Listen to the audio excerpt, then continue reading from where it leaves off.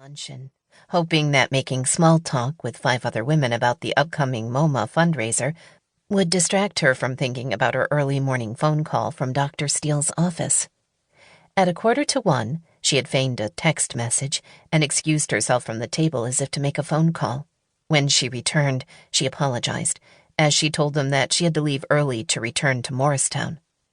All of this without demonstrating 1 ounce of the panic that had been building inside of her throughout the day.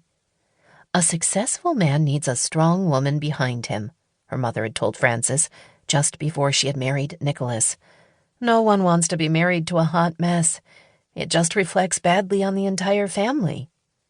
Whether or not that was true, Frances knew better than to give anyone a reason to gossip about her, and, for the most part, she felt certain she succeeded.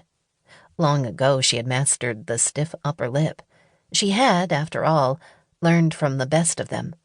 The last thing she wanted was for Nicholas to hear otherwise from one of his business or golf partners via their wives. Traffic back to Morristown wasn't half as cumbersome as she had expected, probably because the transition from morning rush to evening crush was yet to happen. While she waited to pay the toll on the turnpike, she listened to 105.5 on the radio, barely hearing the songs that were playing. When she realized that, her thoughts returned to the reason she was driving down the New Jersey Turnpike at 1:30 in the afternoon. What were the abnormalities? Earlier in the morning, she had foregone the cleaning and sat at her computer. Even though she knew she shouldn't, she spent an hour looking up mammograms and abnormalities. She knew it could be anything from nothing to a cyst to a clogged milk duct, although she doubted that last one. And, of course, there was always the possibility of the abnormality being the big C. But cancer didn't run in her family, and she knew, just knew, that wasn't the problem.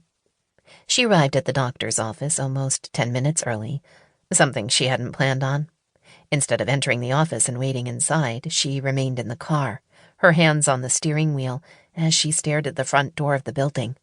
People walked in and out, almost all of them elderly and with someone accompanying them, most likely a caregiver. No one appeared particularly happy, although there was one mother who smiled as her young son held her hand and skipped along the walkway. She wondered which one of them was the patient, mother or son.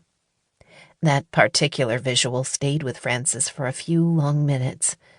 Most likely one of them was sick. Yet, from the outside looking in, everything appeared perfectly normal.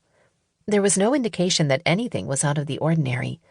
Frances wondered if, maybe, the little boy had just gotten a clean bill of health. Perhaps that was why the mother smiled. Or if the mother was the one with the medical issue, perhaps she had just learned that the test results showed no sign of cancer.